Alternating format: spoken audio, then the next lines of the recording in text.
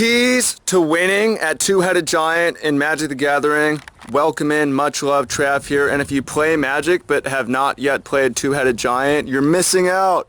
Highly recommend it, and the next time you play, I want you to win more. So I'm going to give you some tips to help you get first place at your next Two-Headed Giant tournament at the pre-release. Perhaps we just played at Two-Headed Giant Eldritch Moon, and this is something that I've been doing, not at every pre-release, but for years with some really good players. I'm going to share some tips and advice for you. But first, why you should play.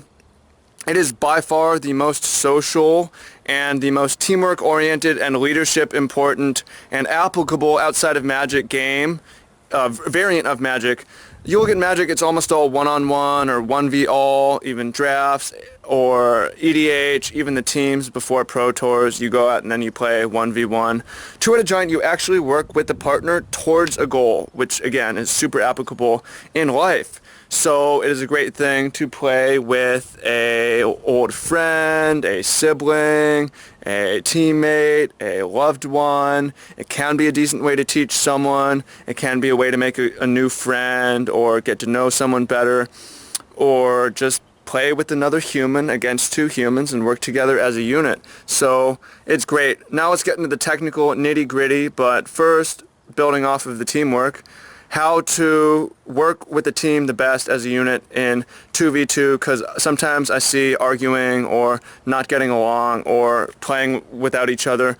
You want to have a shared vision of how the game's going to go and how to get to where you want to get in the game.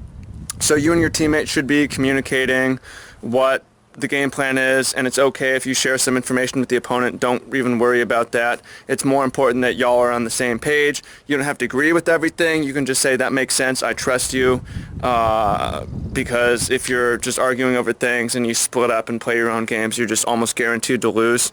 So one of the ways to guide the action without doing a lot of ordering or commanding is with let's and we. Let's do that. What if we do this? I find that works super well. I think it's a good leadership skill that not everyone knows, and that's personally what I recommend. I trust you. Let's do this. We do that. These are keys.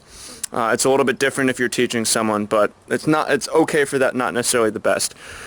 So moving on, let's get into the technical. Very first thing that you need to know for technical for winning more is, in Two-Headed Giant, anything that says damage to each opponent discards, each opponent loses that life, is each opponent. So if it says 4 damage to each opponent, it's 8 damage out of their 30 life. So you need to pull those cards out of your pool and play them.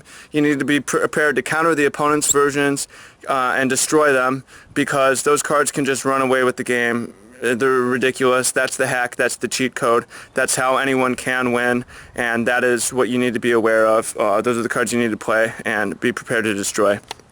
Moving on, this is very important. The decks need to be complementary, and that means that, for one, they should probably be different colors. That way you can play the best cards from 4 or 5 different colors. You're going to be cutting tons of good cards. Whatever, that's okay. So long as you play the best cards in as many colors as you can.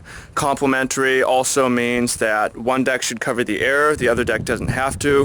One deck should cover with counterspells, the other deck doesn't have to. One deck should cover with removal, the other doesn't have to. You can play a 23 creature deck and a 23 spell deck. That's actually possible in Two-Headed Giant, and you can win that way.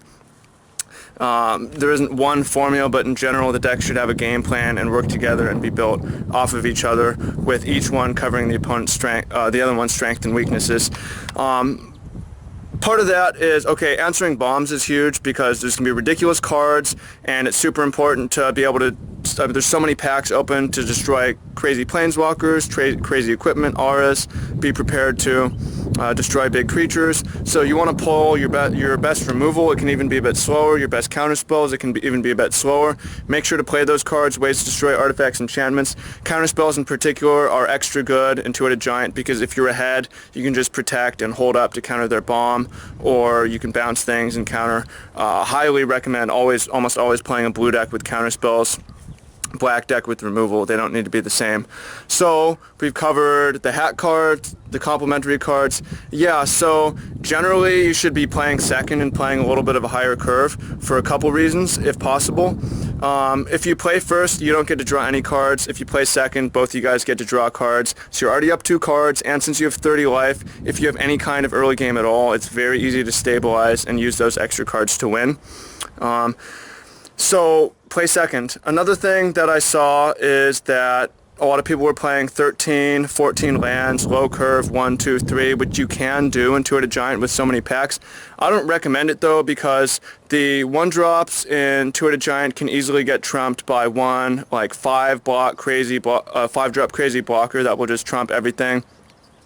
Buy time to get up your 6, 7, 8-drop bombs. So highly recommend playing 17 lands, if not 18 lands out of 40 cards, putting in mana sinks, putting in high end, building a little bit bigger curve than you otherwise would have, because that 1-drop, that 2-drop can just get totally nerfed by a good blocker on the other side. So those are my main keys. You should play because it's a good social game and you will learn good social skills from it. You should trust your teammate, and I like we and let's language, but if you have more ideas on that, then please add them. I recommend looking for cards that say each opponent and playing them. I recommend playing different colors and decks that are complementary that cover for each other. I recommend playing second and playing a high curve with 17, 18 lands, and I recommend playing your counter spells, a little bit of artifact enchantment removal, at least 1 card, and cards that say destroy any creature, and that should be enough to give you a significant edge in Two-Headed Giant, hopefully win your next tournament. I hope that works for you, and if it does, rate me, give a thumbs up for the video and the scenery, and I hope you're having an awesome day, and hope you learn lots from this. So much love, and take action. See you in the comments below. Let me know what you think. Bam.